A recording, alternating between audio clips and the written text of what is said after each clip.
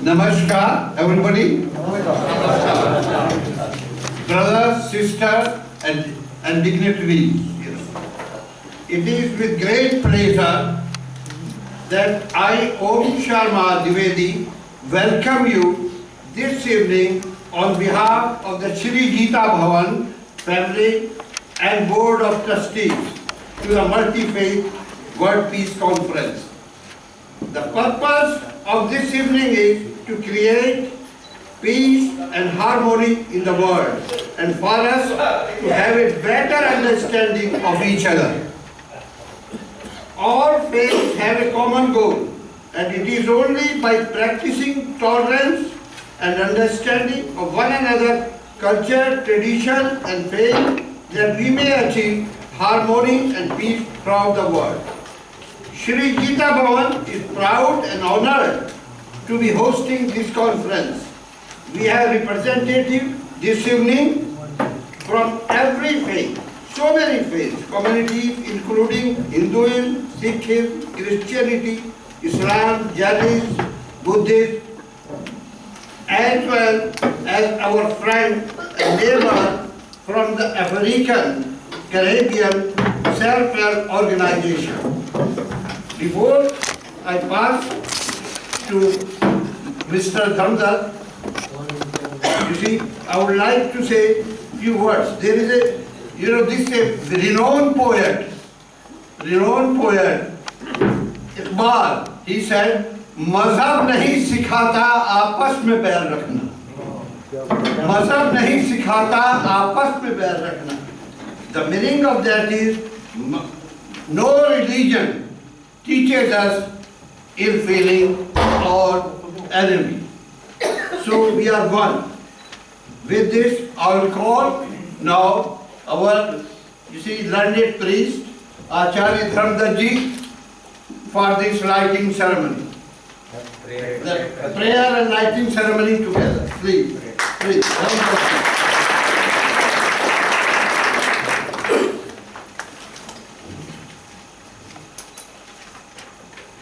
हरि ओम भद्रं कर्णेभिः प्रणुयाम देवः भद्रं पश्येमाचर्यजत्राः स्थिरैरङ्गैः तुष्टुभागं तस्तनविर्वशमहि देवहितं यदायुः ॐ सहना भवतु सहनो भुनक्तु सह वीर्यं करवावहै तेजस्विनावधीतमस्तु मा विद्विषावहै ॐ शान्तिः शान्तिः शान्तिः ॐ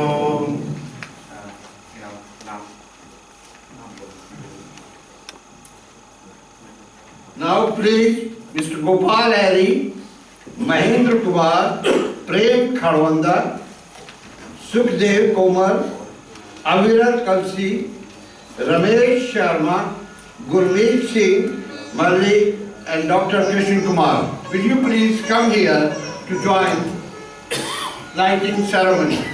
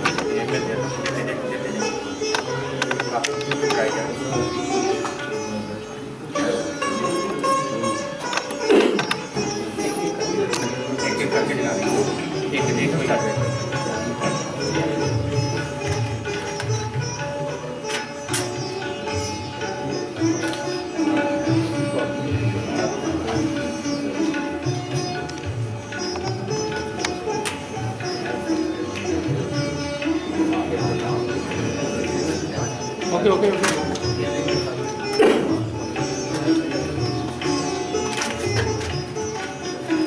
ठीक है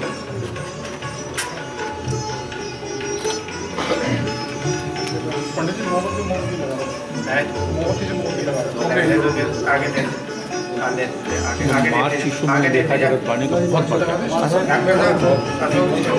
थैंक यू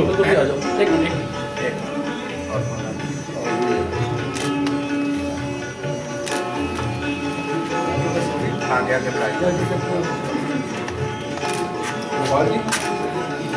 40 पेज कर दिए 40 साल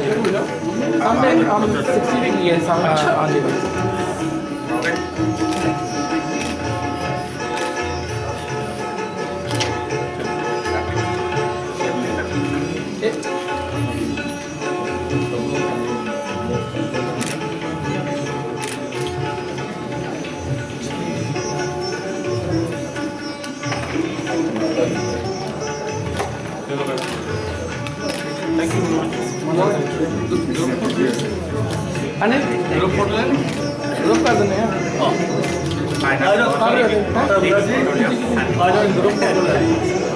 ये डॉक्टर साहब दे दीजिए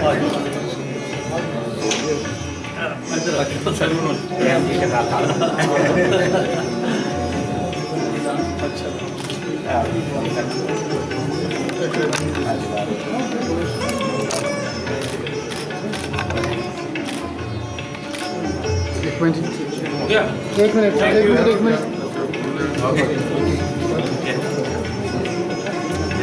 हाँ ये वेट करके जी एक मिनट तत्पाली कम कर दे एक मिनट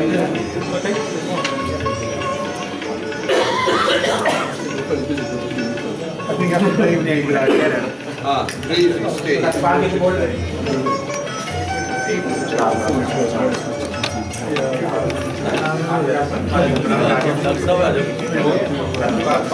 मैं क्या सतपाल जी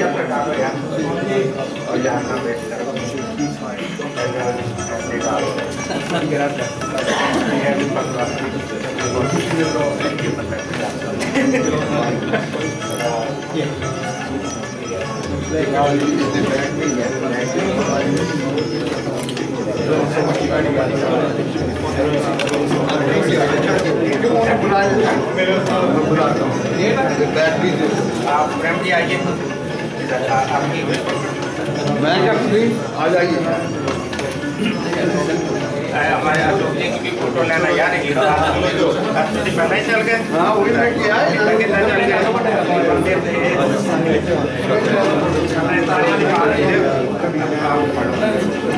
एक मिनट खड़ा कल्सी साहब पादियो लैंड का नहीं खड़े बाजू नहीं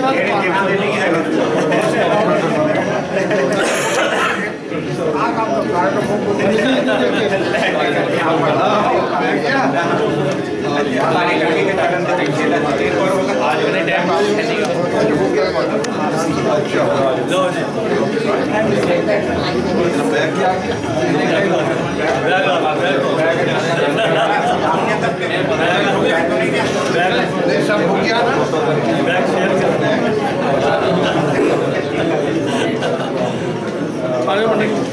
ना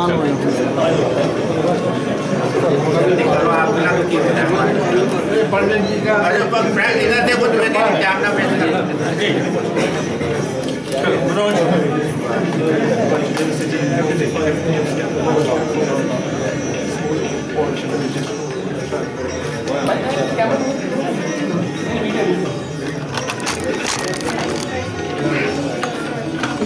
जल्दी कर मनोज जल्दी कर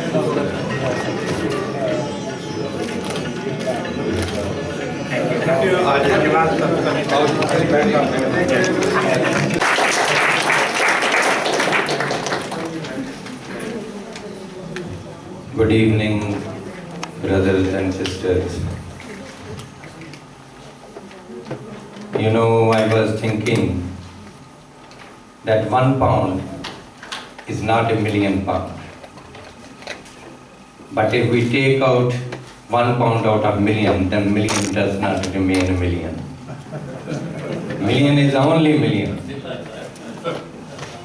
So we tried, with the blessing of Dr. Smith, to invite all faiths. This is a community we want to have a role model for the whole world. that in spite of different caste, different religion, different faith, believers and unbelievers, we can all live in harmony and peace. ये जरूरी नहीं कि लोगों पर हर समय खुदा का नाम आए। ये जरूरी नहीं कि लोगों पर हर समय खुदा का नाम आए। वो लम्हे भी बंदगी के होते हैं जब इंसान इंसान के काम आए।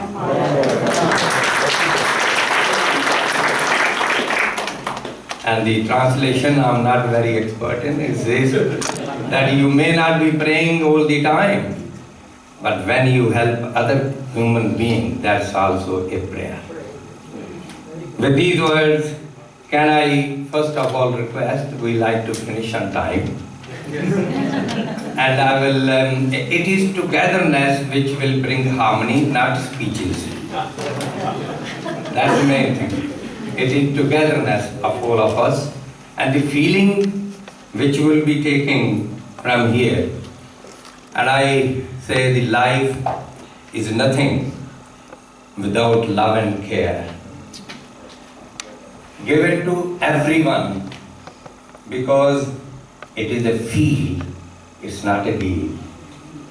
So can I request our beloved Lord Lieutenant Paul Sabapati, since he has taken this charge, I was just asking whosoever take over after you, it will be very difficult for him to follow your footsteps. You are omnipresent, you are everywhere, wherever you are invited. Please welcome Lord Lieutenant Paul Sabapati.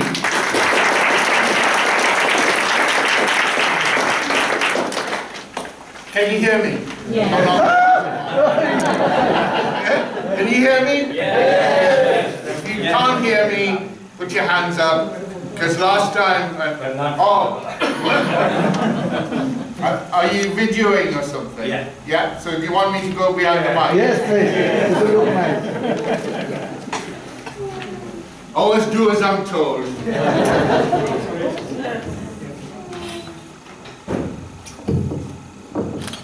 Right, I'll start again. Member of Parliament, distinguished guests, Namaskar, Salam Alaikum, Sat Sri Akal, Shalom. It's a great pleasure for me to be here this evening.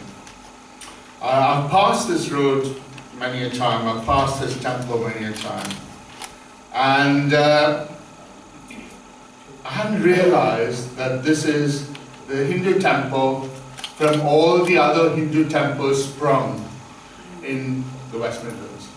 So that tells you something about this place, that it provides peace, harmony, and reaching out. I was involved with the Balaji temple. I was on the board of the Development Corporation, and this is 1988, and the Hindus in Sandwell were wanting a place of worship. And I was on the planning committee, and we had this land which we didn't know what to do with, and then we were approached by Dr. Rao and others, and we gave it to them for a very, very nominal sum, about 13 acres. It was a tip. And we had huge opposition of people thinking, what is going to happen in this place? And last year, we had the presentation of the Commonwealth flags. And my cousin was in the Indian Foreign Service, and he was a friend of the present High Commissioner of India, Mr. Ranjan Mathai. For those of you who don't know, I'm a Christian. And Ranjan Mathai is a Christian as well. And so I said to Mr. Mathai, Dr. Mathai, I would like to present the flags in the Balaji temple. And he said, what? What do you want to do that for? You do it in the town hall, because I cover 2.7 million people. So I go from Wolverhampton to Coventry, the second largest. lieutenancy in the country.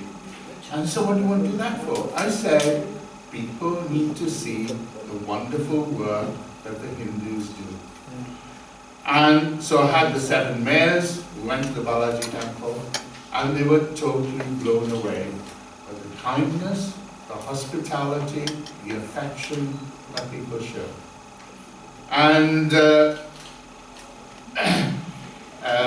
Upashak was saying the prayer about, he was talking about the £1 million, and you remove £1 out of it, it's not $1 million. I want to say something that Mother Teresa said, which is something similar. When Mother Teresa was picking up these children in Kolkata, people were saying, there's so many of these children neglected. It's a drop in the ocean, they said to her. And she turned around and said, the ocean is made of many drops. So what we are here today is to talk about all the things that brings us together. If I cut my finger, I will bleed. If you cut your finger, you will bleed. All of us are human. And we need to judge people by not what they say, but what they do. There is a hospital in Bangalore called Hildivia. And Hildivia does more operations in 1 week that the Queen Elizabeth Hospital does in 1 year. And Dr. Shetty, who runs it, actually learned his heart surgery here in the West Midlands. He learned his cardiac surgery here. And if you go to that hospital, and they do it for 1/10 of the price, if you go to that hospital, you pay for it. And but if you're poor, it is free. So someone said to me, why do you do it? Why do you do it? Why do you do it for free? And for the last 10 years of Mother Teresa's life, he was her personal physician. And Mother Teresa said to him, hands that serve is more precious than lips that pray. So you can go to the Gurdwara, you can go to the church, you can go to the temple. It is not what you say, it is what you do. So for me, if you're a good Hindu, you're a good Muslim, you're a good Christian, you're a good Buddhist, each and every one, all our religions teach us that we need to act. We need to let God's Spirit move in us. I came to this country 50 years ago. We have some things in common, by the way, with the President. Where is he? Oh, there he is. He said to me, oh, I came here earlier. I said, oh, I don't know about that. He came in 1961 to Aston University. I came in 1964 to Aston University. So, so we share things in common. And when I came to Birmingham, people said, you can't get any accommodation. Because Enoch Powell had did his Rivers of Blood speech, Patrick Gordon Walker had lost his seat in Smethwick, and there used to be adverts about no Blackies, no dogs, no Irish, and people said to me, you wouldn't get any accommodation. So I went to the lodgings officer at Aston University and said, I need some accommodation. And so he rang this lady, she lived in Vernon Road, opposite St. Paul's Grammar School, and said, have you got any rooms? I said, yes. He said, there's this Indian lad, and the voice dropped at the other end. He said, he looks like a good enough lad to you know. So you just go and see him. So I get the number 7 bus, go down Rotten Park Road, I go there, and she gives me a cup of tea and she shows me the room. It's an attic room, and she said 3 guineas. I was only paying £2 in Newcastle where I was staying at the time. And typical Indian fashion, I settled for £2.10, I got on the bus and I was away. And then I applied for a job in ICI as a management trainee. Everyone said, you'll never get a job as a manager. This is 46 years ago. And I was interviewed, then they said I had to be interviewed by the group finance director. And he said to me, I said, any questions? He said, no question. I play golf with your professor, he's a good lad. And then he said to me, you're the first colored person we're taking on, and depending on how well you do is whether we take on anyone else. And it wasn't said with any malice, because I had to fill in a form in and said salary expected. I asked my professor, what do I put in? He said 1,200 for a graduate, 1,300 for a postgraduate. I had a master's degree, I put 30. They offered me 1,400.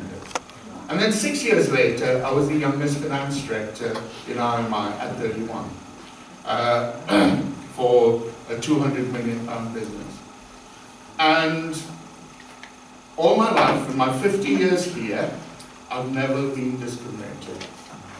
And that tells me something.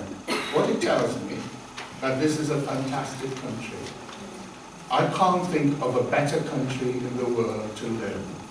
Many immigrants came in saying, we'll make some money, we'll build a house in Punjab or in Sylhet or wherever, or the West Indies, and we'll go back, but never went. Why? Because in this country, we've been given the opportunities. So I say to people, when you sow a seed, if it's sown on thorny, stony ground, nothing grows. But if it's on fertile ground, it grows. So this country has been good to us. And I believe that everything is imperfect. This country is imperfect. There are lots of things wrong, but I can't think of a better place.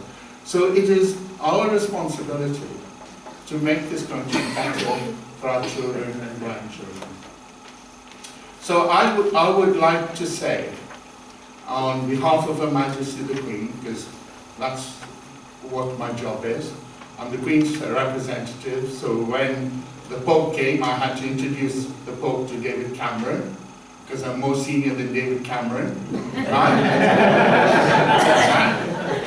And this is a lad from Chennai, who knew nothing. I lost my father when I was 9. My mother went to Africa and worked there for 30 years to educate me here.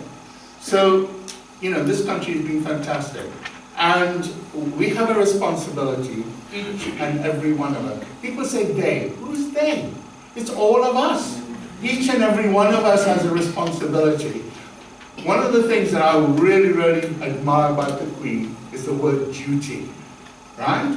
We don't use that word enough, duty. We have a duty as a father, we have a duty as a son, we have a duty as a husband, we have a duty as a worker.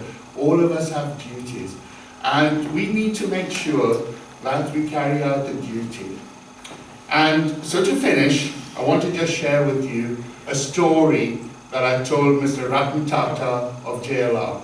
And the story was about when the Zoroastrians, the Parsis, were persecuted in Iran. They came over to Gujarat seeking refuge. And they said, can we stay here? And the king said, there's no room. Wherever refugees go, wherever people go, there's no room. He said, great king, can you bring a glass of milk? So he ordered one of his servants to bring a glass of milk and a basin full of sugar. He took the sugar and gently stirred it and said, great king, drink it. And the king drank it and said, it's very sweet, it's very nice. So the Zoroastrian priest said, great king, if you allow us to come into this country, we will make this country sweet. And I believe the immigrants in this country have made this country sweet and better. And so chicken tikka masala is taking over for fish and chips. So I believe that together, that this country has allowed us to come in here, that we have a responsibility to leave it better and stronger for our children and grandchildren. Thank you.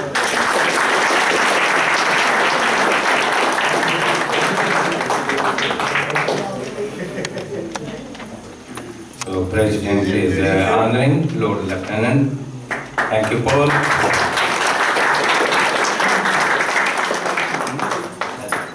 I have 2 Aston graduates. Thank you. Thank you, Paul. If we can learn to respect one another, and I love this couple of lines. अगर मुल्ला को मस्जिद में राम नज़र आए, अगर मुल्ला को मस्जिद में राम नज़र आए और पंडित जी को मंदिर में रहमान नज़र आए, इस दुनिया की सूरत ही बदल जाए अगर इंसान को इंसान में इंसान कर। Can I request Judy, please, Judy Foster, to come and give your thoughts, share your thoughts. And I request all the speakers as little as we can, but your action, you are here, definitely will create peace not only in Birmingham, but all over the world. Thank you, Judy.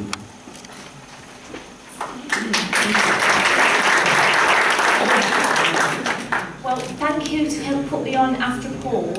It's always a very tough act to follow.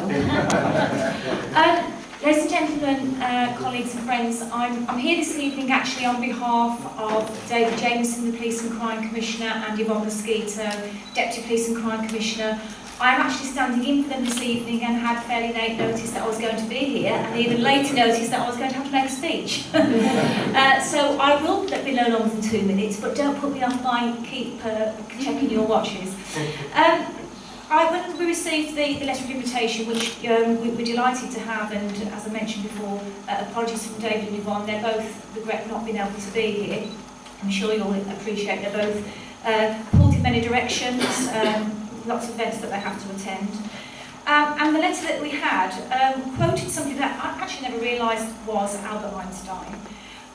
Because we don't necessarily always think of Albert Einstein in these sort of in this context. But the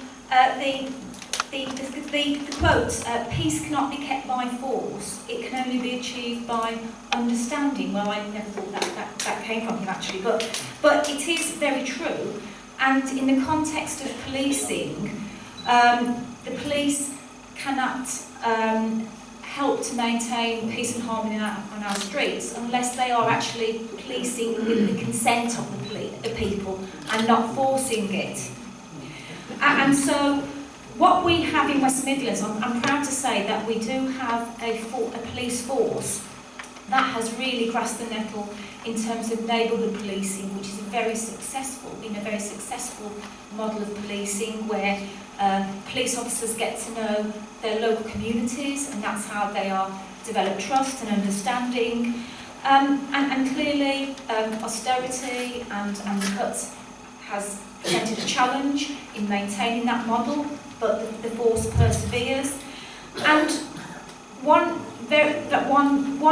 particular dimension that in times of austerity does present a challenge, of course, is the fact that we haven't been able to recruit police officers. And one of the priorities that David Jameson actually has is to recruit a police force that looks like the people that the force represents, that it looks like the population that it polices. And I'm pleased to inform you that the most recent intake, after 4 years of not being able to recruit, the most recent intake did generate a lot of interest from black and non-ethnic communities. In fact, we had a number of events in this area, just a quarter of a mile away, in fact, recruitment event, and we had a lot of interest from black and minority ethnic communities, including Asian communities, so that has been very successful.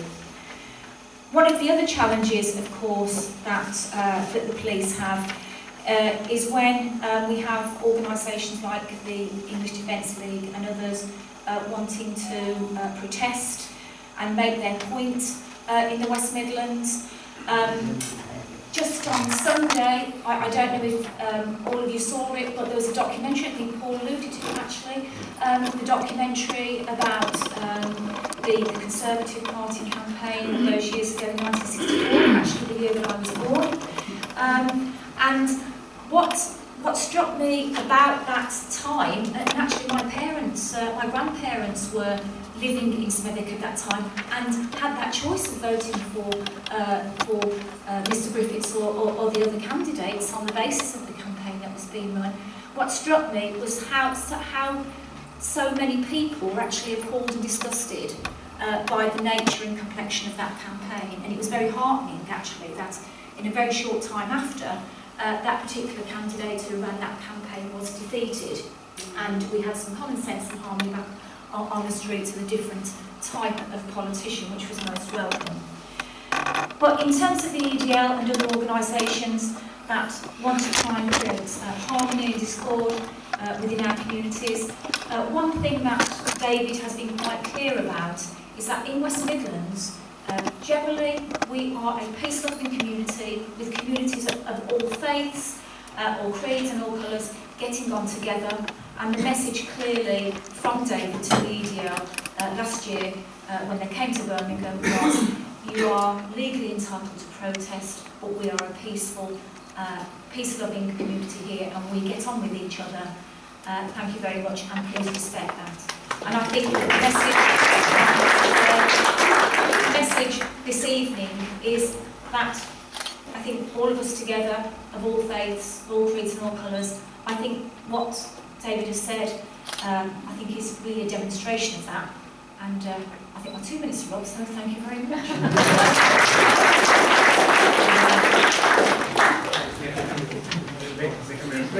Hey, 1 minute, please.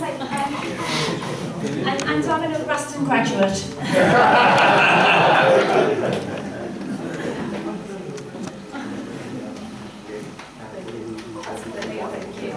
Something else wasn't told.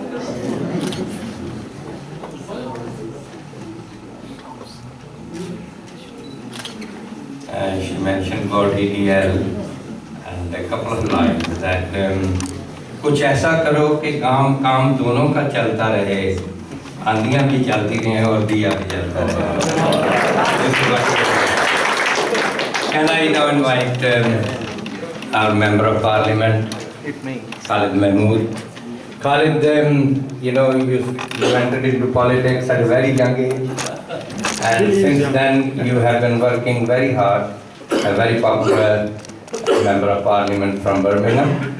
And I know that you have been working hard, but there is more hard work coming, and I'm sure you will cope with it. Please welcome Khalid Mahmood.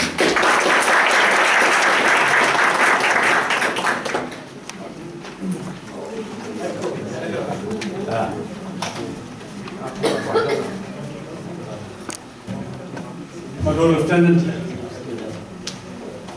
ladies and gentlemen, I think it's a huge privilege to be here today. Like everybody else at this time, of course, politicians, it's always a very busy time. I'll tell you why this gentleman standing next to me in a minute.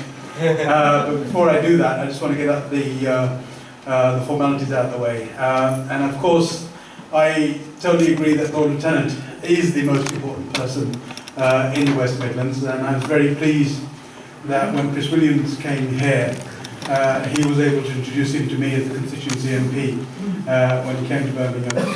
But also, as has already been said, Paul has been a tremendous advocate for not just the office, but the whole role. As it was said to him when he first joined IMI, that you will be the standard bearer for all of the ethnic minority people that join that, and he's done that an absolutely fantastic job. Not just a member of the BME community, but a Brummie, somebody who lives in the West Midlands and has taken that role, not just at the West Midlands level, but at a national level. Paul, thank you very much for all the services that you've given.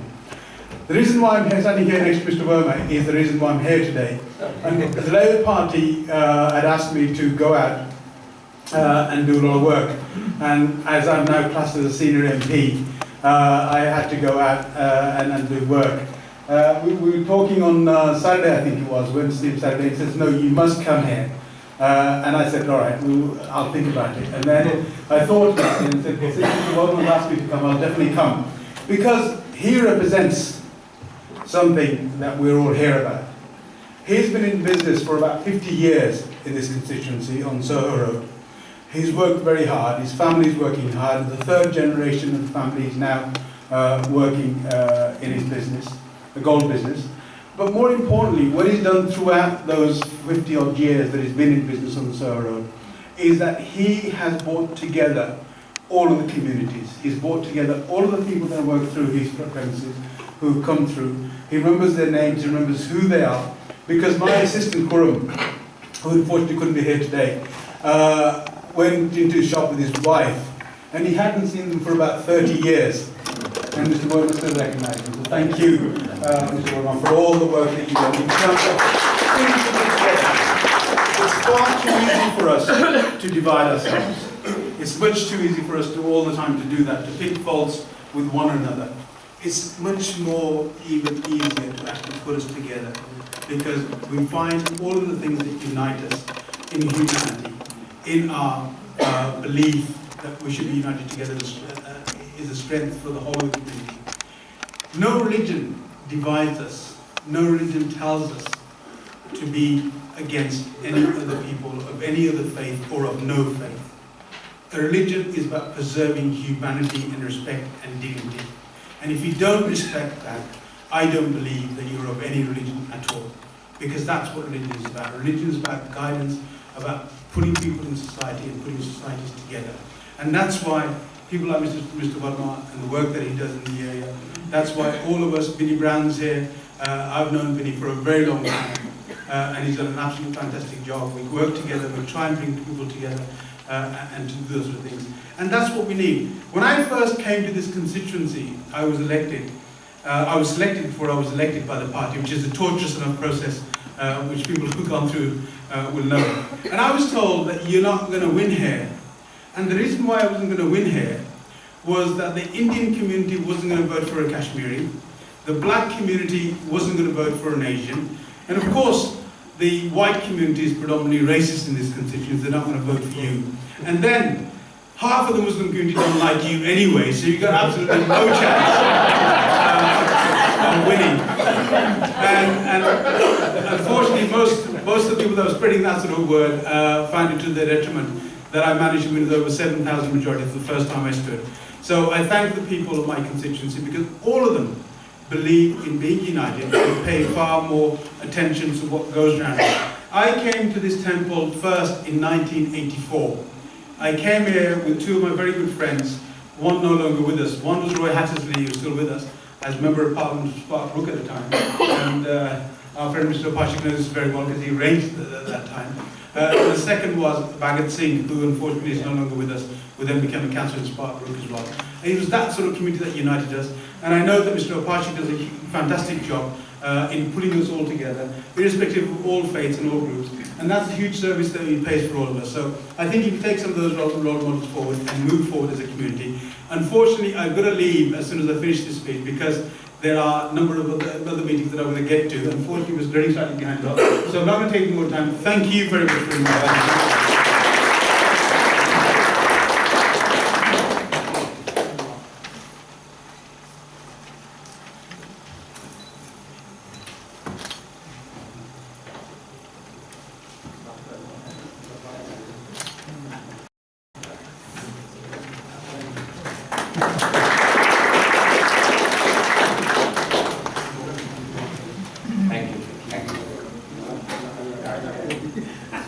Thank you, Khalid. I know all the politicians are very busy these days. But thank you for saving some time. You know, if somebody like to live even after death, then better write something which people can read, or do something when people can ride on your word. So this is what you are all doing this evening. Can I know the architect of this evening's function? Dr. Andrew Smith, request you to come and enlighten all of us how we can all work together, pray together under the umbrella of one Father. Thank you very much. It's very good to be with you this evening, and I bring you greetings from Right Reverend David Urquhart, the Bishop of Birmingham. He's unfortunately unable to be here. He's at another meeting this evening that was already in the diary, so he was very sad not to be here, but sends you his greetings. And it's been great being able to be part of the group. I'm not sure I was the architect, really. I think I was brought in as the kind of the brick carrier, just to kind of help out with people who knew what they were doing already. So thank you so much to the committee and the people from the temple here in having the vision and the idea for this evening and inviting me to help them put it together. It's been great fun getting to know new friends and working together on this evening. And also thank you to, no, I'm terrible with names, I hope I get your name right. Is it Kusum who's been helping? Is she here? Where's Kusum? I think Kusum has kind of done all the administration, I think. She's phoned me up, she's made sure I'm doing the right thing, so I think we need to give Kusum a really big round of applause. So thank you very much. And I promise to reply to emails more promptly next time. So, thank you. I have the great fun and great privilege of working kind of full-time doing interfaith work across Birmingham. It's a really good fun job, and it always takes me into new places and to meet new people and to go to things and meet up with old friends as well. And one of the great challenges that I give to people when I'm speaking, particularly in churches when I'm going around and talking to them, is a verse from the Bible that really challenges me. When Jesus was teaching one time, he said some very simple words, but very challenging. He said, "Blessed are the peacemakers, for they shall be called the children of God." And I often say to people, I know everyone I know is a peace supporter. But the challenge is to be a peacemaker. And that's quite a different task, isn't it? And it's quite a challenging task. And we live in Birmingham that on the whole is peaceful, and it's a good place. I've lived here since 1988, and I love living here. Got 2 boys who were born here and are proud to come from Birmingham. But we live in a place and in a world that isn't always peaceful. And sadly in the news this last week there have been a number of incidents, haven't there, where we've been reminded once again how people do terrible things and use religion as an excuse to do terrible things. And I think one of the things that's encouraging when I got the invitation to be part of this is to meet other friends who want to be peacemakers. And I was saying, we will make the effort. We will open our building, we'll make the time to be peacemakers and to bring together a group like this. So I want to thank you for being peacemakers, and thank you to all of you for being willing to step out and to come and be part of this. One of the other things I do for fun is I chair a charity called The Feast, which brings together young people, particularly Christian and Muslim teenagers. We involve other faiths as well, but 13, 14, 15-year-olds, and help them to build friendships and to be peacemakers. And we've got a work starting over this side of town. Natasha, who works for us, was hoping to be here this evening, but unfortunately she's ill. But we're able to work with the Lazelle's project. I know there's a few folk here from that project who have been working in this area for a number of years. But it's so exciting when you see young people. I still think of myself as young, but they look at me and go, you're not. You have to ask what a selfie is, you're not yet. When you see young people forming real friendships, laughing together, but also talking about the things that really matter to them. Not just skimming over the surface, but going really deep. And I had the privilege 2 weeks ago to be working, I was over in Beirut just for a weekend, where the feast is setting up there, and watching young people in that country sit together, laugh together, and start to form real friendships, and talk about things, and to become peacemakers in that country. And that was really inspiring to see them doing that in the country that only recently has had a terrible, terrible civil war. So it can happen even in those places, but can happen here in Birmingham. And I know many people are doing that. So I just want to encourage all of us, including me on those days when I feel worn out and think, oh, let's just stay in bed, to rise up to that challenge to be peacemakers as we have been doing so far. So thank you very much. Thank you.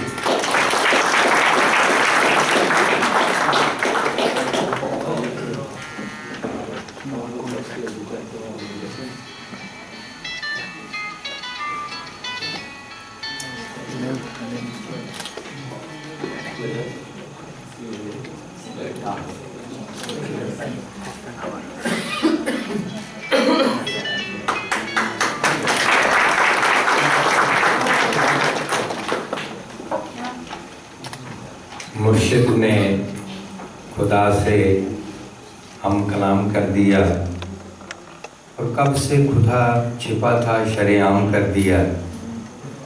अपने लिए बचा के उसने कुछ नहीं रखा था, जो भी उसके पास था हमारे नाम कर दिया।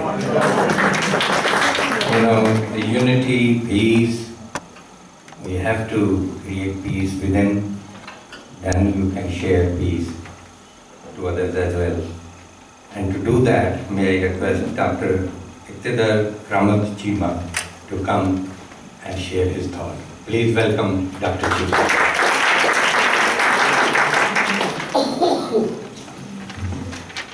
Good evening, ladies and gentlemen. I'm very privileged to be part of this gathering today. My dear friends, I'm not very fond of going to interfaith gatherings because often it is just a good group photograph from people from different religions and colors. But I know when Andrew is initiating something, it must be something real, something constructive, something sustainable. We are today sitting in a hall of a temple, and it's great that faith organizations, temples, and mosques have become the places where these things will be discussed, and that should be the way forward. I really feel today that the role of the faith and the places of worship needs to be changed in the world. Only then we can change the world, and only then we can achieve the peace. It is not just the rituals which needs to be performed in the places of worship, specifically in these circumstances where religions are being misinterpreted, misrepresented, and we see many radicals, extremists, barbarians around us who misrepresent faiths. And my faith today, unfortunately, is the victim of that misinterpretation of the core text of my religion, core theology of my religion, core essence of my religion. And therefore I think that the role of places of worship need to change, where we come forward and confront those radicalists and those fewer people who misrepresent our religion and radicalize our youth. And they are completely non-productive for the religion and for the wider community. Yesterday I was in House of Commons speaking about the Prophet Muhammad, and a couple of my Muslim brethren have thrown some good questions to me.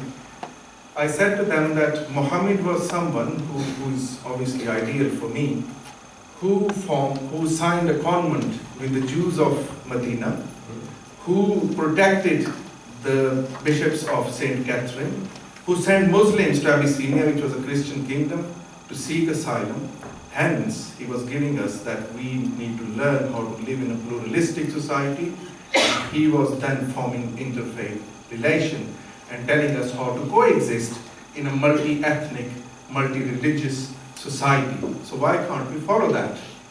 And somebody in a discussion said to me that you were very diplomatic about Muhammad, and while people are attacking him, while people are portraying him, what are your views about it? And someone said to me very politely, why we don't have the right to kill? And he said, and I said, why? Why should we give him this right? Because he says, Quran says this. And I said, have you read Quran? He said, yes, I did. I said, can you quote any specific verse about it? He said, I can't learn the whole Quran. I said, I will give you the copy. Find me a verse which says that. And I said, have you ever read Muhammad properly? I said, Muhammad was the one who was about to sign a treaty of peace with his enemies from Mecca, who invaded the early religion of Islam 4 times. And they said to him, Muhammad, we don't believe you as a prophet. You should delete word Rasulullah, prophet of God, from your name, because you are not prophet to us. Otherwise, we won't sign the treaty. So the followers of Muhammad, peace be upon him, said to him, we will kill them because they are blasphemous. And Muhammad responded, you are my followers. I'm prophet to you, not to them. And if this peace treaty can take place by deleting my title of prophet of God, why shouldn't I? And he deleted prophet of God from his name, hence giving us a strong message that the peace is something which is more important than our rituals, than our titles, our egos, and that's what we need to understand.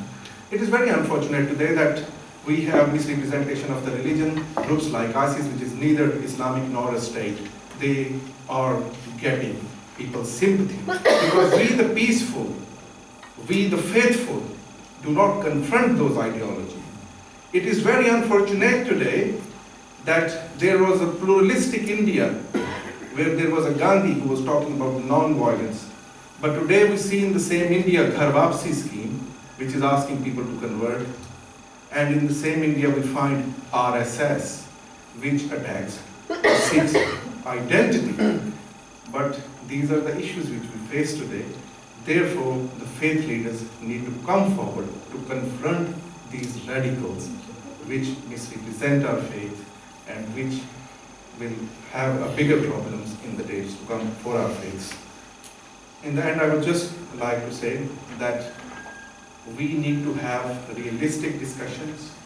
We need to work with our youth. We need to educate our youth about the core essence of our religion. Just merely standing together and getting some photographs made will not resolve anything. And it's the community which fights the extremism. It's the community which fights the radicalization. And we are all part of one community. We have our own religious identity, our own racial identity, and we are proud of it.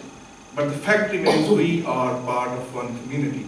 And communities needs to stand together if we want to make this world a better world. Love for me is a very ambiguous term. But we should know that how we negotiate our differences and how to peacefully coexist. And thank you all.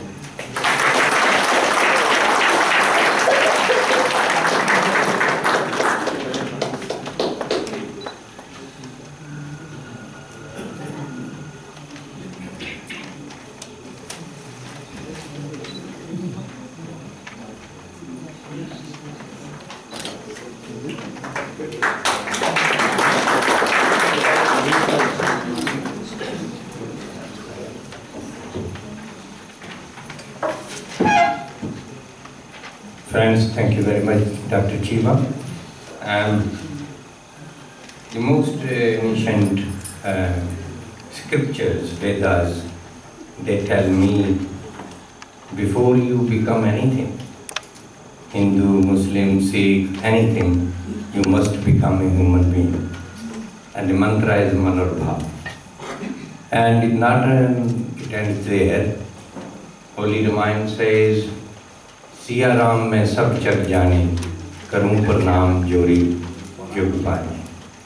I must see my God, my Father, my Creator in the whole creation. So thank you very much, sir. I think we need to work together.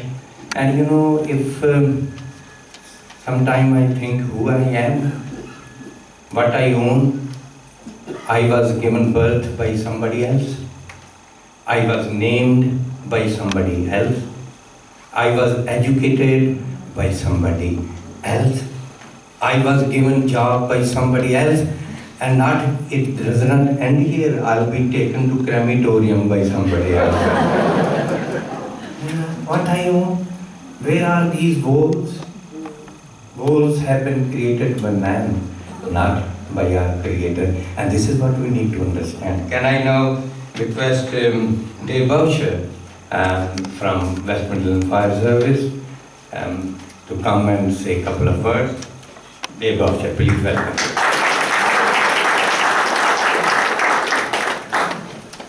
Good evening, ladies and gentlemen. And I'd say, what a real, I know all the other speakers there, but it really is an honour and a privilege for us to be here today. One thing I will say, I know we're really conscious of time, and I know that we're going to move on, because I was informed while I was in the room that I was actually going to come up and actually say a few words to you, so please excuse me.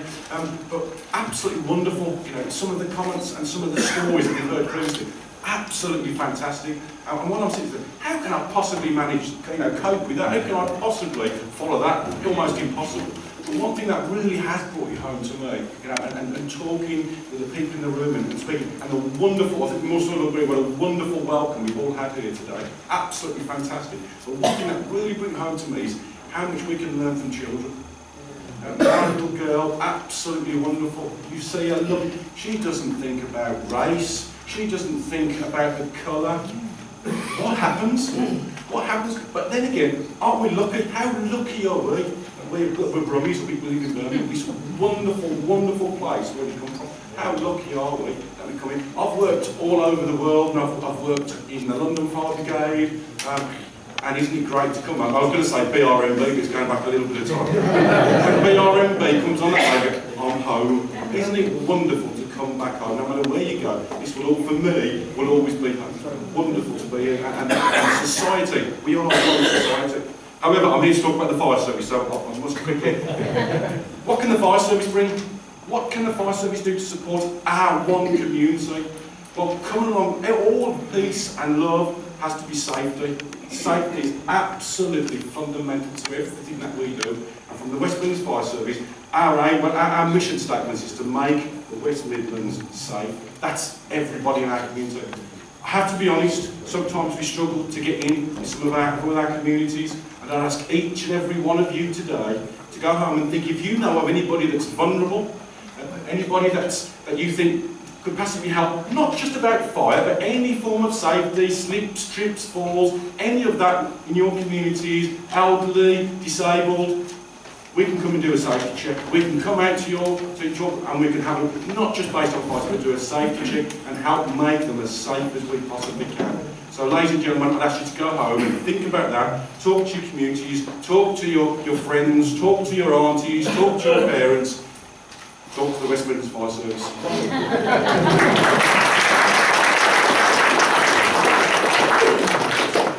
Thank you very much.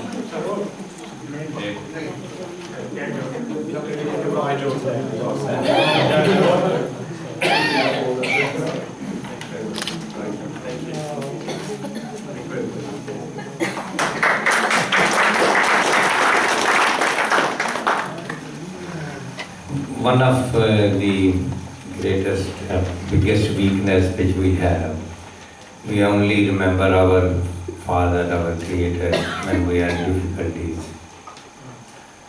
And you know, whenever our forces go to very difficult situations, at that time, you know, their weapons, their everything else to protect, but God is also there to remind our British Army, giving strength that somebody is protecting you, with Acharya Krishnakant, who is in British Army. Please come and share your thoughts.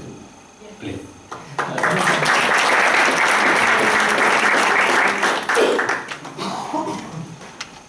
Thank you very much indeed, Upasakji. I wasn't expecting that I would have to say a few words, because as I have been traveling all the way from Home Minister to Birmingham, and so much diversion, so much traffic. Left about 4:30, and since 7:30 in the morning I've been working with the all faith leaders, Christians, Hindus, Muslims, Jewish, Sikhs. Everyone was gathered there helping and supporting the soldiers in their, of course, in their difficult times. But anyway, I am so happy to be part of this gathering here this evening.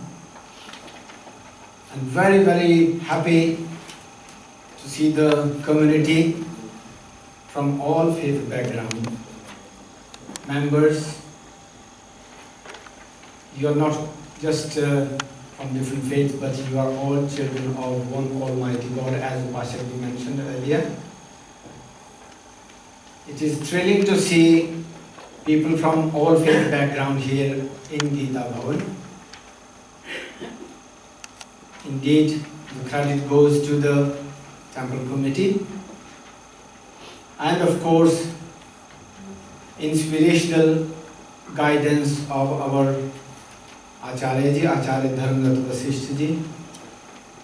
I have known him for over 30 years now, and I had privilege to be part of many, many gatherings here, whether it is inviting the religious leaders or armed forces, organizing very, very big events here for community. And of course, we are going to witness very, very soon another one where thousands of people, they gather here and they enjoy, they learn so much from our Acharya's guidance. The words are going to be echoing as our previous speakers have mentioned. One verse from our Holy Scripture is coming in my mind. How nice it is to hear the verses there. Wonderful. Must be very, very auspicious, and especially in the temple. It's really nice. I like it. One verse is coming in my mind. Ayam nija paroveti ganana laghu chetasam udara charitanam tu vasudhaiva kutumbakam. This is a verse from the Vedas. This is mine, this is yours. This faith is mine and this is yours. I don't believe in your faith and you don't believe in mine. Ganana laghu chetasam. It is a very, very narrow thinking, narrow-mindedness. Udar charitanam tu vasudhaiva kutumbakam. The Udar charitas, the kind-hearted people, the God lovers, they have, the whole world is their family. So they have no discrimination. They have no feeling. You know, in the Hindu scriptures, they teach us that if you are pointing one finger towards somebody, three fingers are pointing towards you as well.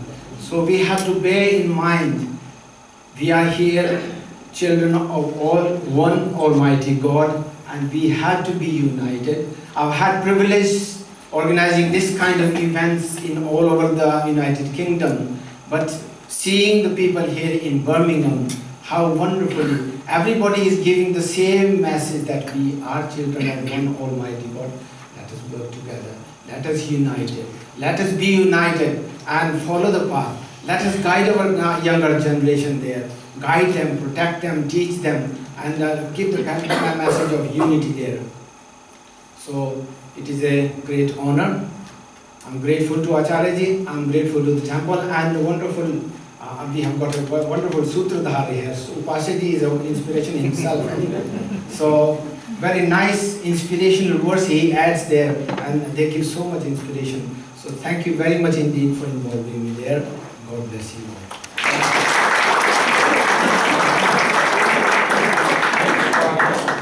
I should have brought all the qualities. That's very kind. Thank you. Anything else? Our love. Thank you very much. Thank you very much. Umar ने तलाशी ली आचार्य जी, तो जेबों से कुछ लम्हे निकले। उमर ने तलाशी ली तो जेबों से कुछ लम्हे निकले। कुछ नाम थे, कुछ गम थे, कुछ टूटे हुए थे और कुछ सलामत थे। तो अल्लाह ताला ने, ईश्वर ने, परमात्मा ने, गॉड ने हमें ये ताकत दी। That is the greatest blessing upon each and every person present here, that we are sitting together. The time when father and son cannot live to sit together, brothers cannot sit together. There are so many millions, and we are all sitting here with one goal, that we want peace. So can I now request Kiran Patel to come and share his thoughts. Please welcome Kiran.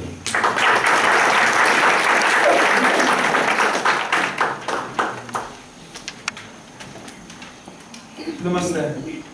The divine soul within me bows down to the divine soul within you. It's a simple greeting which sends a powerful message across all communities. Now, I actually grew up attending this mandir, and I find it amazing to see so many different faith groups under one roof, which is what we need. Now, a few of the other speakers said that it's the youth which need to make this change moving forward. And I'm proud to be here representing the National Hindu Students Forum. The National Hindu Students Forum play a pivotal role within Multifaith and represents a large diaspora of Hindu students across the UK at university level. Now, just some of the things what we do. The local universities, we have 50 universities, Hindu societies, which are affiliated to the national organisation, and on a regular basis there will be talks and discussions and debates to challenge the status quo of religion and all religions. We recently had Hindu Awareness Week, where over 300 events were organised across the UK at different universities. and we regularly attend interfaith events at universities as well. Now, a lot of my work takes place on a national level. With the help of the National Union of Students, we've started recently working closely with the British Organisation for Sikh Students, the Union of Jewish Students, and also tackling current affair issues such as grooming with the Sikh Awareness Society. We recently attended Lambeth Palace with the Archbishop of Canterbury to strengthen our rapport with interfaith groups. Now, we also create our own literatures which are spread out across the UK, and this includes articles which students actually create and write on matters which mean something to them. On an international level, we have been tackling an issue which we call the human boundaries. Minority groups in different parts of the world, such as Pakistan, where we've recently been working with Pakistani communities and writing a petition to the Pakistani government to allow these individuals to have the basic human rights, where they don't have the right to life, they're getting persecuted on a daily basis. And it's important that we address these issues, which is what NHSF UK have been doing. We've also recently been working with the European Interfaith Youth Network, where we have representatives on. We recently attended a conference in Budapest, No Hate, No Speech, to tackle hate speech against minority groups. We're currently organising an interfaith event with the European Interfaith Youth Network in Birmingham for June 2015 and Rome 2015 as well, in October. Our representation goes a long way, attending Vienna, Rome, Paris and different other cities, countries in the world to represent the Hindu community and build relationships with different communities as well. So just to keep it short, I'd like to leave with just one short message. It's Sangathan mein Shakti hai, in unity lies strength. Thank you.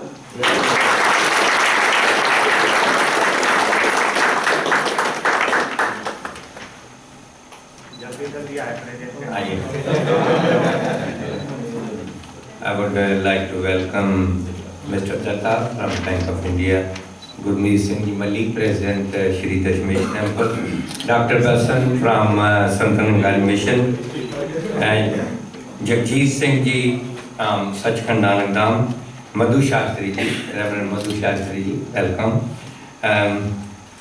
Ravi Chumbal and Sukhvinder Ji, welcome.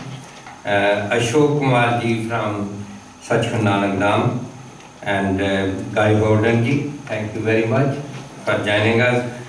Of course, Satya Sharma Ji, our Deputy Lieutenant, from Jagatwani newspaper, you can see Manoj, he is always here to serve, and his great father is also here.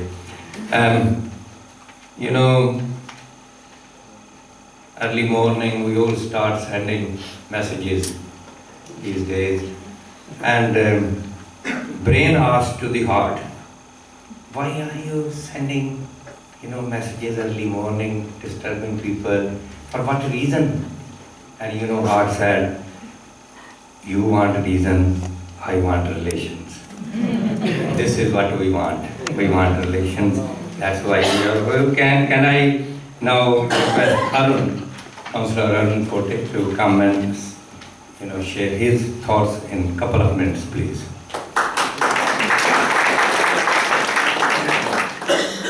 Namaskar, Sat Sri Akal, Assalamu Alaikum, and good evening. I never get tired of saying hello in as many languages as I can, and I'm sorry it's limited to those. So if anybody has any more to add, please share that with me after, and I'll be sure to include it next time. Shalom, sorry. I am sorry I've turned up slightly late, but I think it's fitting if I tell you where I was.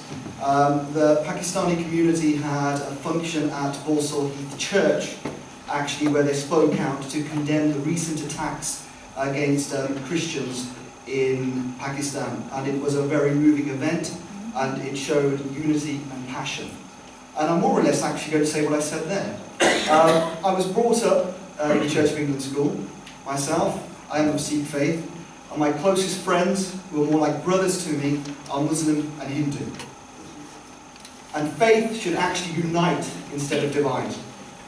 Because when they invite me to their function, whether it's Eid, Diwali, or they come to mine at Vaisakhi, it's always a celebration. We get to learn about something new.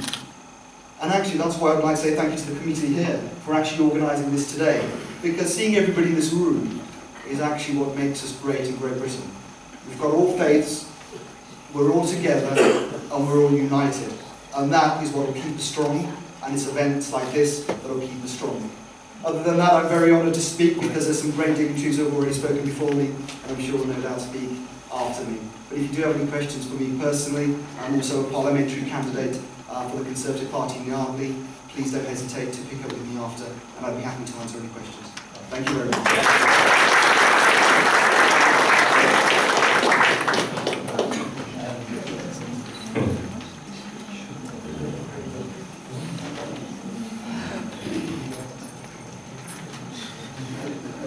Thank you.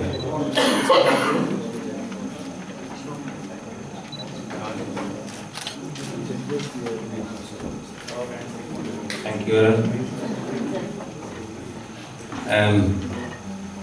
Dr. Andrew Smith said peacemakers. And individually, I have to analyze, am I peace breaker or am I peace breaker? If I am peace breaker, then this is the opportunity I can change myself. Because somebody is watching me all the time, you see. When people pray and they all feel, yeah, somebody is watching me, somebody is here.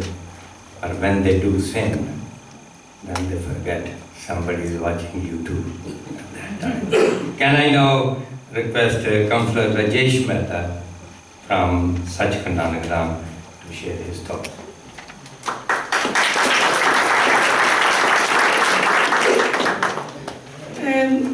This morning while I was writing this speech, I was very passionate about writing the speech and thought I'm going to get it right and we're a multi-faith meeting and it's all going to go well and no one's going to say this and no one's going to say that.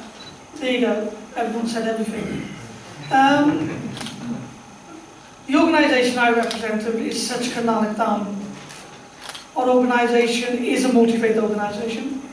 We have faiths and communities from all organisations coming to our temple. So we are a multi-faith organisation, so this is what we're all about.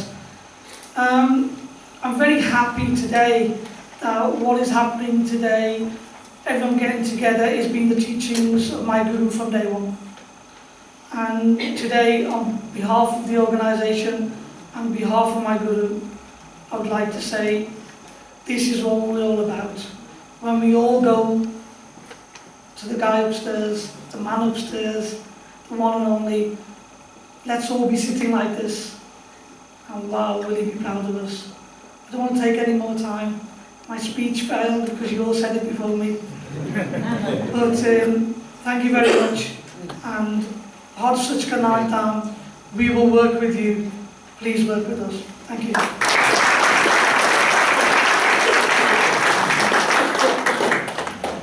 You see, Jan Sahab, if we can change thinking of our youngsters like Rajesh and Kiran, of course, then this world will be changed. Thank you. May I now request Anne Lovelock to please come and share her thoughts. And please welcome Anne Lovelock.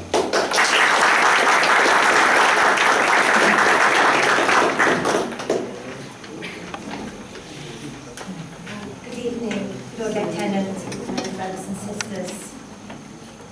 When Andrew asked me if I'd come and talk from a perspective of my faith about how we could affect, or how we affected society, I really didn't think that there was very much that I could say that would add anything to what other people were saying. Now that I've heard what you've all been saying, probably I can't add anything. But then I decided that people coming to not knowingly come into contact with Buddhists very often. You probably don't know very much about Buddhism in actual fact. But I can tell you that there are a lot of people that quite unexpectedly call themselves Buddhists. Buddhists act as individuals. We're taught to balance wisdom and compassion, and that it is up to ourselves, each individual, that has to work through things and has to act with compassion in this world, helping everybody else. One of the most important things about Buddhism is that we believe that everybody, all sentient beings, are interconnected, and therefore we do have a duty to help all beings and to look after all beings. You don't hear about Buddhists doing things as groups. We don't normally get together as a Buddhist group and do things. We do things with other groups as individuals. But one of the things that Buddhists did start, and that was the Buddhist prison chaplaincy service, and they were the first faith after the Christians. There were already Christian chaplains in the prison service, but there was a monk living on the Isle of Wight, and he decided that they needed a chaplaincy service, Buddhist chaplaincy service.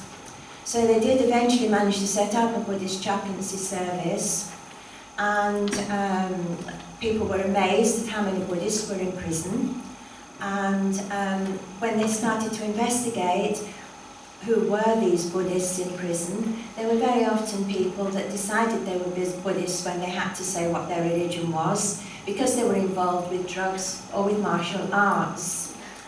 And after the Buddhist chaplaincy service had been going for some time, all of a sudden there were loads of Buddhists in prison. And so again they investigated what was going on. And they found out that word had got round that if you, when you went into prison, you said you were a Buddhist chaplain would come and see you, and they would teach you to meditate.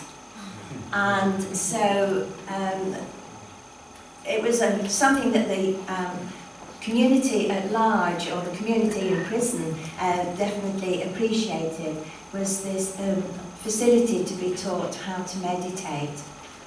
And of late, there's been the mindfulness movement that has grown up. And originally, that was started by Buddhist meditation teachers. And the whole idea was to teach meditation to people so that they could use it in their own lives to gain wisdom and to learn about themselves and to help them through crises. And now it's been taken up, and other people, other than Buddhists, teach mindfulness. So you might not hear so much about Buddhists, but they are out there, they are working, they are in the community, and there's always the odd Buddhist somewhere, and it's all interfaith gatherings. So we are around.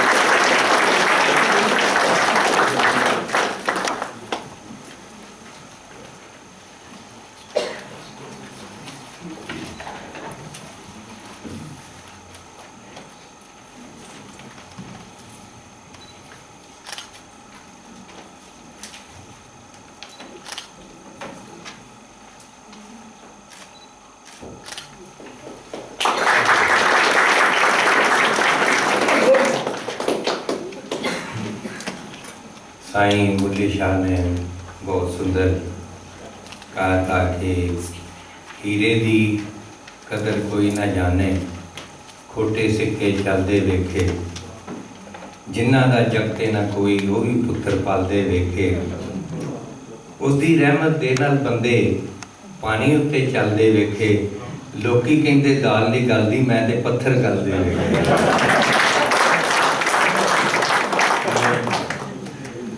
जब हमारी ज़िंदगी में कोई guide मिल जाता है तो फिर ज़िंदगी यहीं पर बेगम पर हो जाता है। यहीं स्वर्ग बन जाता है। तो आज आप सभी, you are all guide, and let us work together to give a new line to the world, because you have been doing in UK. There have been many instances which we can recall in our own lives. I've been here 50 years. That is history, my own history. And if I remind to myself my own history, then we have done a lot of good work here. You know, people talk about Semitic. I was there, but we never had any problem after that, because we learned from one another. And this is what we are doing this evening. Can I ask Binny Brown to come and say a few words, please? Binny Brown. Please welcome.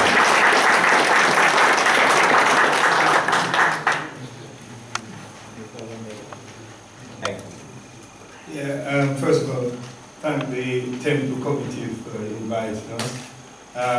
But a lot of people pass this building over the road here, and they see 4 ants in the gate. They've never asked the question, what are you? They see 9 Tekken, which most people call obelisks, and on the wall. This is the only temple, Hindu temple, when it was designed to put up the obelisk.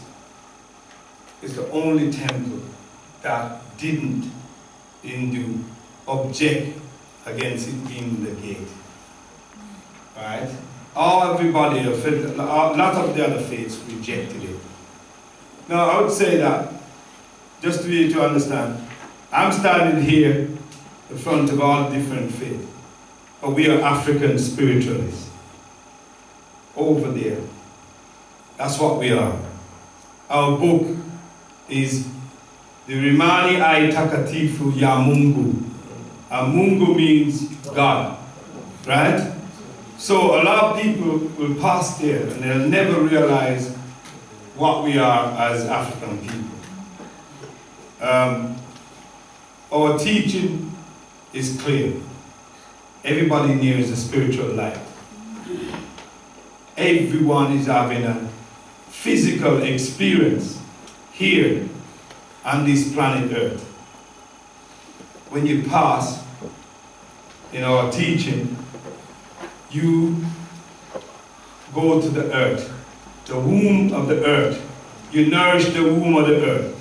So your bones and your flesh come back in the water, and everything, some we consume even our own self. So the womb of the earth takes us. But our spiritual life goes to Mungu. And there are many languages in Africa. We can say Sasa Asampong. We can say Amun. And we can go say Jinyami.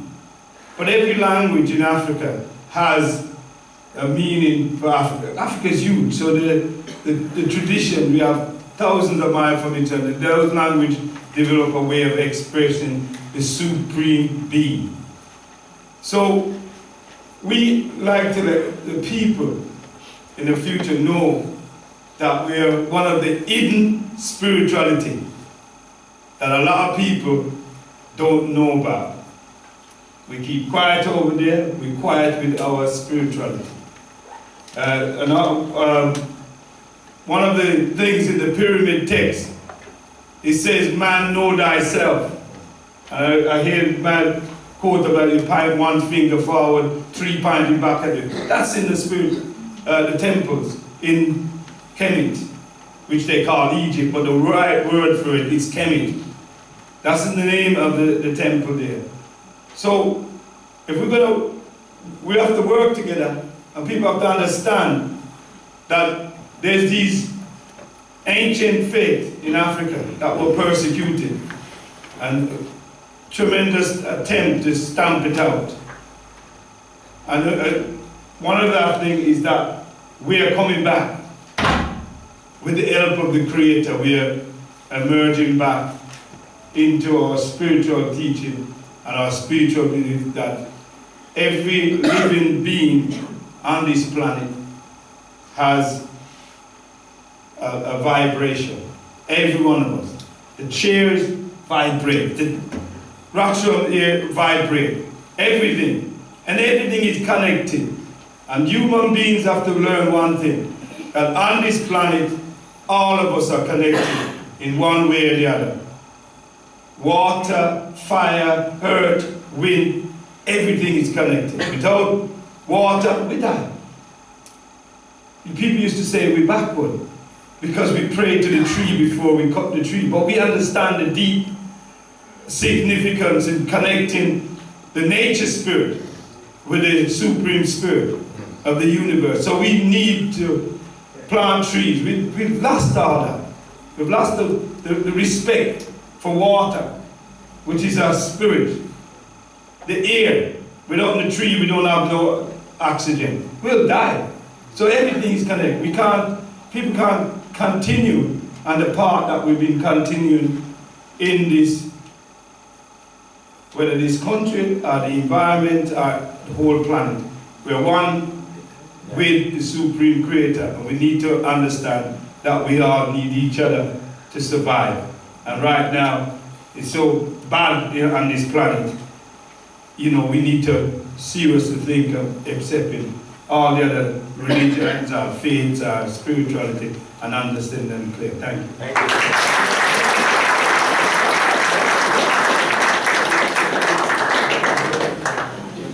About that, we got only about 3 more speeches, and then there's the very tasty food. All of you.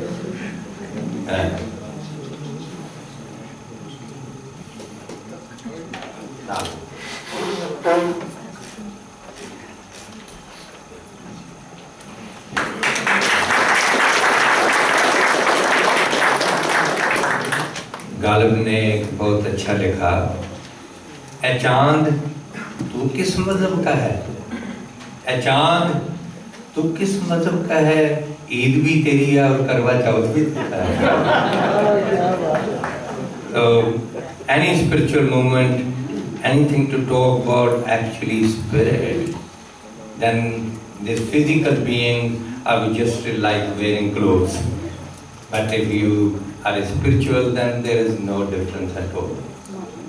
Can I now request Harish Mohan Jainji from Jain Ashram to share his thoughts? Namo Arihantane.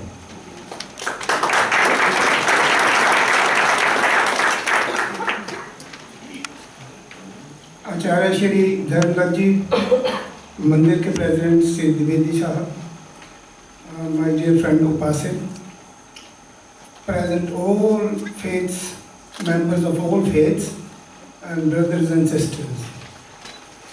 I will say a few words about Jain Dharma. Jain religion is not very, very new. No, it's old. We had 24 Tirthankars. We call it avatars or prophets. The last one appeared on this earth 2,500 years ago. He preached non-violence, he preached love to all creatures who have life, which applied at that time, it is eminent at this time, and it will carry on for future. Now, Jain comes from word Jina in Sanskrit. Jina means victorious or liberator. Who do we want victory upon? The Prophet said we must have self-victory on ourselves by doing meditation, by following certain rules. The first rule he preached was non-violence. Non-violence comes under many, many forms. Violence comes under many, many forms. It could be physical, it could be with sight, it could be with thought. We have to get rid of all the violence. Then only it's possible to have peace on this earth planet. We must live in a peaceful manner, respecting each other, respecting each other religion, and just as it says, Vasudhaiv Kutumbakam, it means the whole world is one family. And ladies and gentlemen, I'm very proud and very pleased to see this is a mini family here. And let's hope and pray for world peace. And this is the message from our prophets, that we must live in peace and harmony and respect each other. With these words, I thank you all. Thank you very much.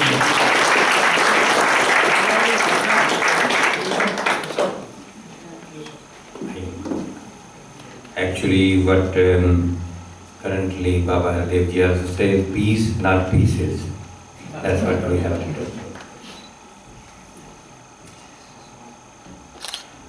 Now we have amongst us very distinguished person, and I'm sure she will bless us all. Jane Chapman, she's the canon from St. Philip's Cathedral. Please come and bless all, so we can all take all these words home and practice in our society. Thank you.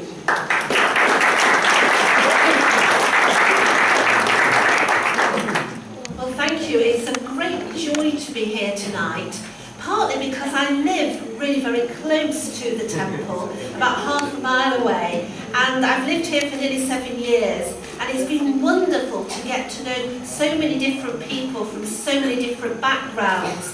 I have an allotment, and I've got to grow crops from all around the world. It's a really, don't go on a world tour, just live in this area of Birmingham. And I've also got involved in the community. I sing in a community choir, and I've got to know a lot of people that way. And one of the problems I think we have in this area is that there is an awful lot of litter around. And on the estate where I live, a group of us have got together every so often to pick up the litter. And you get to know people that way. You get to know people who you wouldn't normally speak to, but and it's a real diverse group who go and pick out litter. And then we start talking about where we worship. And that's when we start to break down the prejudices. And we've got our views of different religions and the very wrong views which are put out on the news so much at this time. But get to know your local Muslim, your local Hindu, your local Sikh, your local Christian, your local non-believer, and just find out how they tick. And that is how peace comes. Picking up the pieces builds the peace. So that's me from my community level, but also me from St. Philip's Cathedral, which is the big church in Colmore Road near Snow Hill. We're celebrating 300 years this year, which is not many for a Christian church, but it's great to be involved in the city for 300 years. And one of our projects is all about education. And we have lots of school groups come to visit the cathedral and find out more about the Christian faith. And it's often people from predominantly schools of other faiths. And it's just lovely to meet the children and the teachers and talk about what we believe and hear their questions and make the connections between what Christians believe and what other faiths believe. And as we've shared tonight, we have so much in common. So let's keep on talking. Let's keep on sharing our faiths and having these evenings and picking up the pieces of litter to build the peace. So God bless us all and our communities. Thank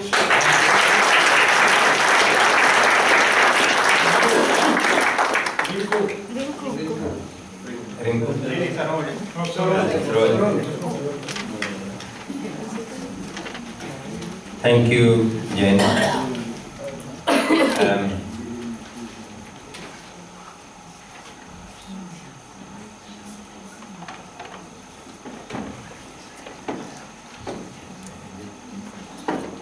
Whenever we are at any place of worship, we are all blessed. Thank you. There is one gentleman amongst us. I've been working many, Kharbanda ji and many of you for many years to bring understanding of one another. And one of those very prominent brothers and sisters is Hamid Malik. Hamid, can you come in a couple of minutes, please? Hamid Malik.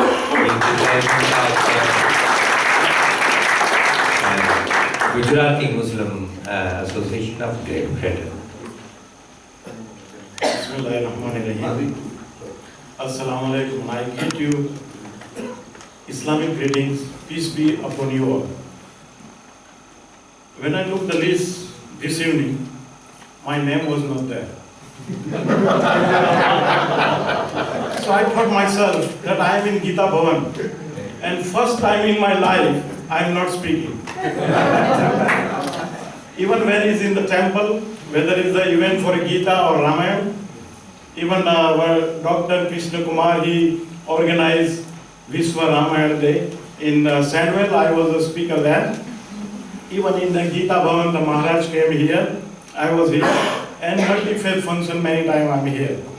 So I was surprised, but then I thought when Vasishtha Dharamji is here, sometime committee change and he is always here, and some people don't know. And then Upasak ji on the stage, and I think it is impossible that I won't be in front of you. So I was thinking that what I will say, because I didn't prepare anything, and as usual I don't prepare anything, I just speak from the heart. Not taking too much of time, but I think many speakers already said about the religion, this, my faith, this faith, all other faith. And couple of things is touch me that I'm sitting here today, and I come from India. And in India, we Hindu, Muslim, Sikh, Christian, we always together. Even I'm 35 years in England, but when I go to my village, all these Hindu, my friend, they are now have a children. If they have a wedding or anybody died, they always invite me, even now today. Even their mother, they are about 80-year-old, but when I go, they always invite me. So we are sitting here is maybe something new for you, who are not from India. But the people who come from India is nothing new. We live together and for the centuries, and we will be, maybe a little bit problem here and there. There is any country, there is little bit problem, but we can think about a positive thing, and we can bring this culture from India to United Kingdom. As Gordon Brown was the Prime Minister, he introduced about the culture and how we live together. That time, even I said, this culture we already know, Gordon Brown don't have to tell us, but same time, we are also from different countries all over the world in United Kingdom. So I think this sort of program, what the Dharamji, you are and your committee are organizing, is very helpful. And one thing Dr. Chima said which touched me, and it is very simple, but I think whatever religion you following, whether Hindu, Muslim, Sikh, Isai, whatever religion, your own Bible or your own Ramayana or your own Quran, we should study thoroughly our own religion and see what the religion says. And all the religion, any religion, they all say we live together. So what's the problem? Because we are not studying our own religion. That's why we don't understand. We see the TV, we see the newspaper, we see some of the fanatic, and then we decide that which religion we will know. You read your own religion book, and inshallah, hopefully, we will be better person. Thank you very much.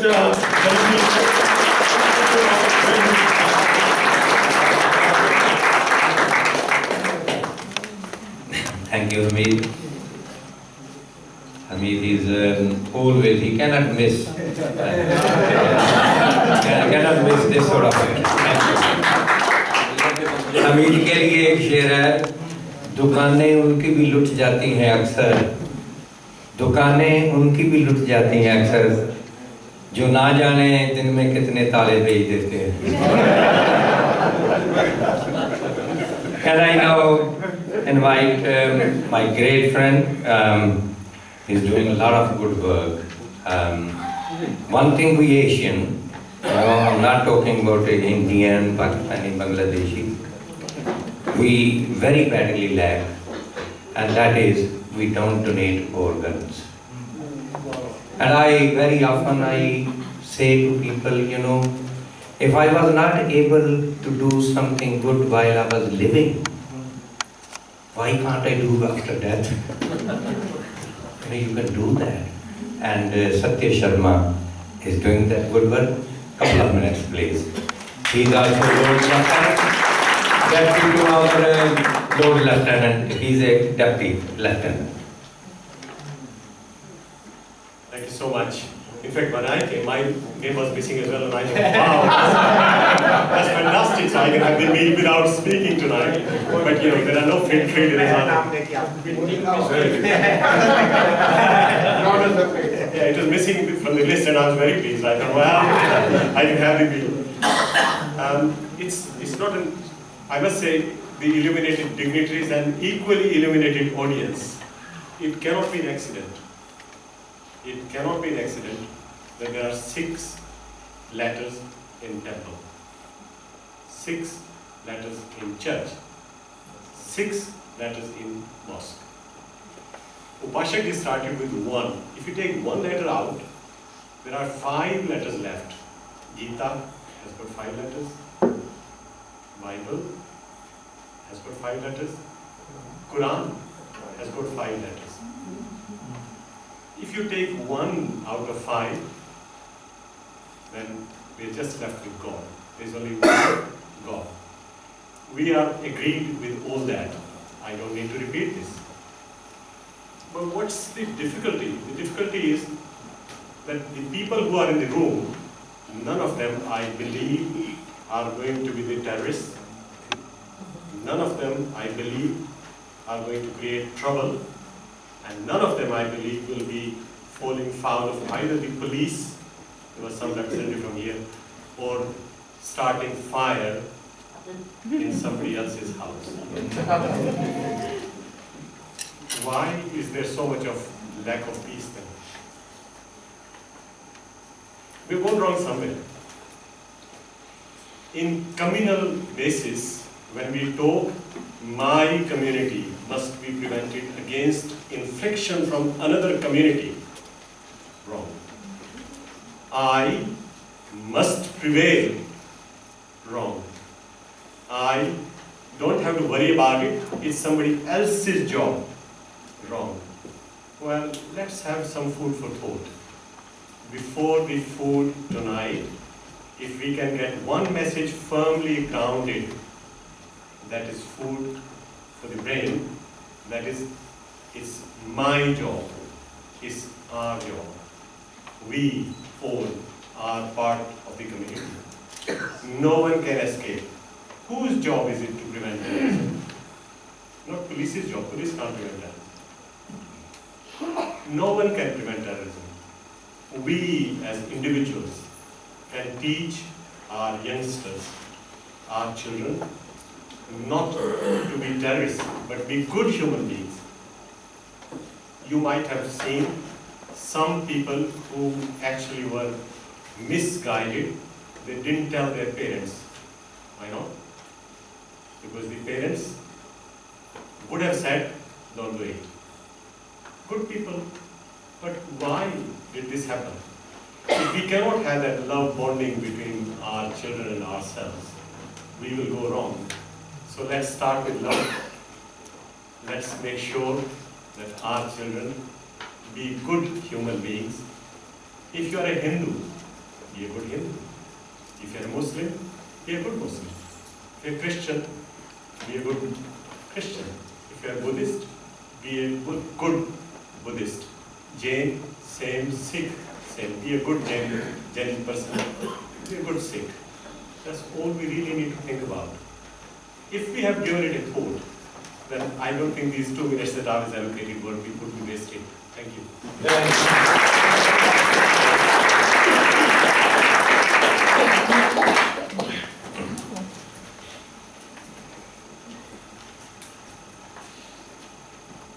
And finally, we need blessing from Acharya ji.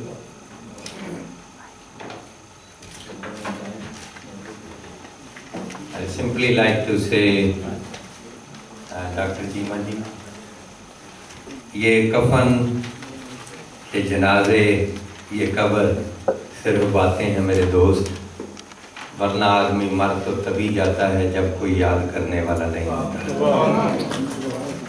You know, let's do something that our next generations are proud of you. They can, with high head, they can walk in the society and they can talk that my father, my grandfather worked in Midlands, West Midlands and UK for peace, not creating pieces. Finally, Acharya ji, we need your blessing, please. You may speak in any language.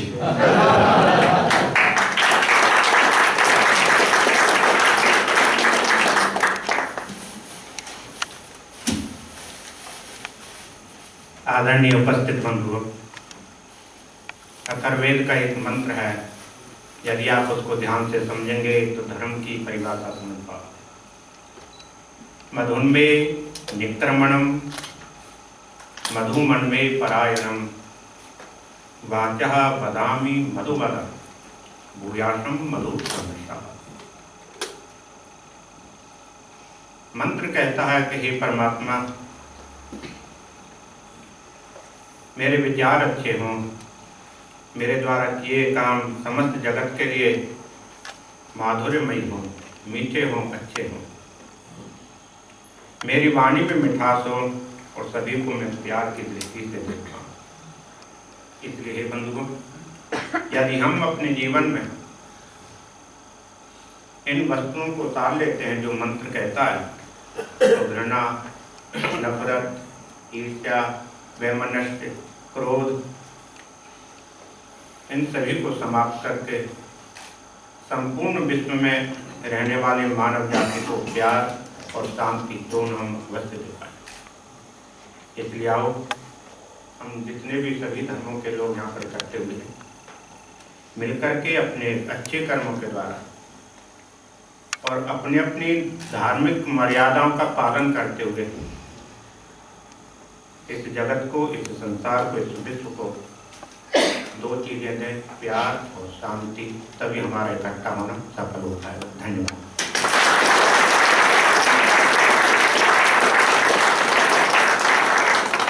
Thank you.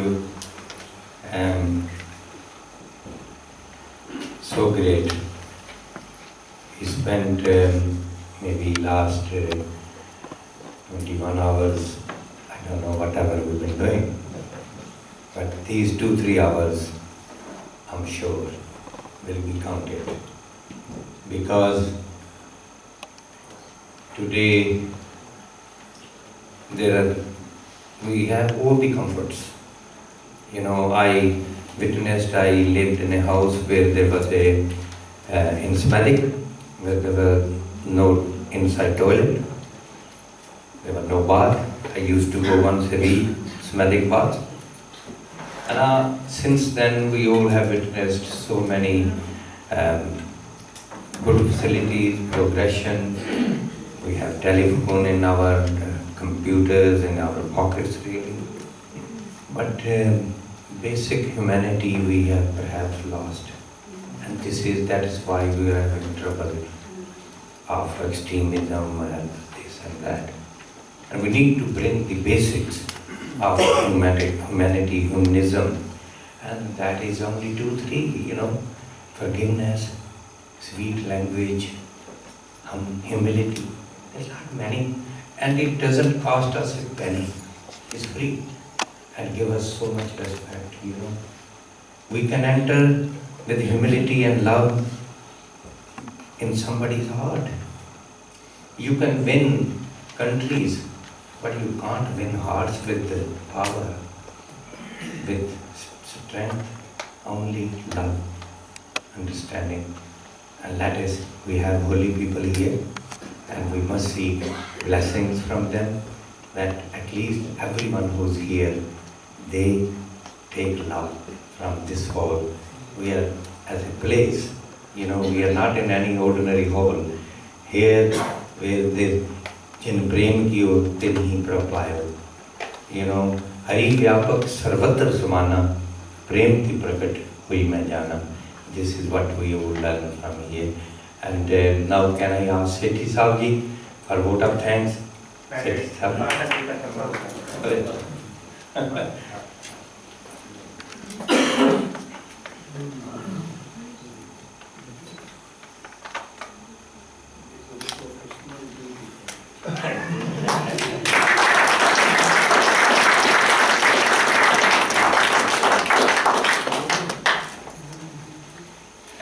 Brothers and sisters, I know I have made many mistakes, many errors, and I ask for your forgiveness. And there are many big events coming up, and the big one, which will be in June. United Nations have declared International Universal Day of Yoga, 21st of June. And you know, yoga, people were misunderstanding, they thought it's a Hindu thing. But now, you'll be pleased to know that where I live in Sandwell, we hold 2 yoga classes in mosque as well. Yeah. So, in yoga. So it is 21st of June, and it's declared by United Nations. So we will be celebrating with Paul's and Sabapati's blessing and all of yours in a big way in Westmoreland. Vote of thanks, and then tasty food. And I always say, you know, like you said that chicken tikka masala, you know, I've been part of this whole law making right from 1961 and then 71 first Race Relation Act. And I tell to my friends, even Roy Hattersley, which was mentioned, all those big leaders, I said, you know, law have not brought that harmony which chicken tikka masala have.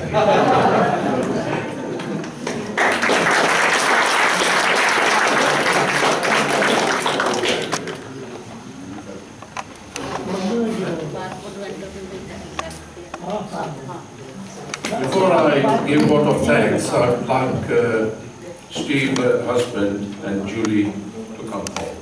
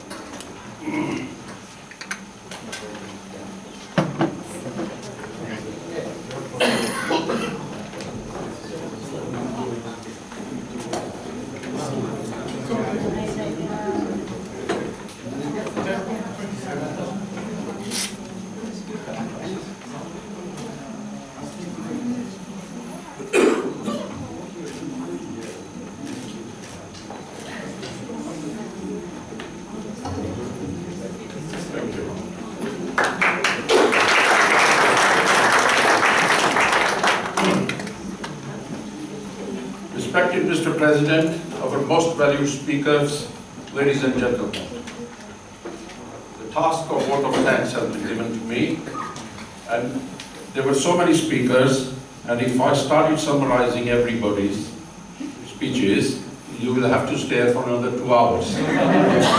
The choice is yours. On behalf of Shree Geeta Bhawan, I have to be told. Thank you. That's fine. Yeah, I know. On behalf of Shree Geeta Bhawan and the entire, let me call it, the Multifaith fraternity, here together, and on my own behalf, as the patron of this temple, I extend a very hearty vote of thanks to the speakers who had numerous thoughts, ideas, opinions, and delightfully I'm going to say, hearing about their experiences in in particular, they are common amongst those people who came here in the 50s and the 60s. But speaking for myself, I came here in 1965, and I must say that I have never experienced any color bar in the real sense in my profession, in the society, or anywhere else. It's all in your own minds. The gathering today, today's conference, has definitely told us one thing, that we are already united in terms of multi-faith. And the culture of peace and harmony already exists. Otherwise, you wouldn't be here. As simple as that. Indeed, the event has helped us to see how our values and how we can shape society. But this must be practiced at every level. A child is not born with any preconceived ideas. He learns from others. He learns from us. And the main institutions that should instill good thoughts in a child, to start with, should be the parents, and then the schools, and the religious institutions. Somebody did say that the religious institutions need to expand their role, and perhaps that is the role they need to add on to whatever they are doing at the moment. I fully endorse Albert Einstein's, I thought he was a scientist, quote, "Peace cannot be kept by force, it can only be achieved by understanding." And how right it is. If you don't understand anything, you won't do anything. Right? So I take this opportunity to place on record our hearty thanks to the organizers of this multi-faith conference. The management of Shree Geeta Bhawan, Acharya ji, Dr. Andrew Smith, I haven't seen him today, I wonder if he's here. He's here, he's here. Good. And of course our beloved Upasati. And for you.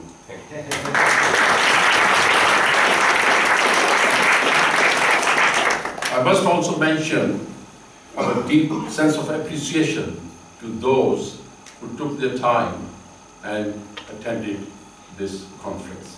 Thank you to you all.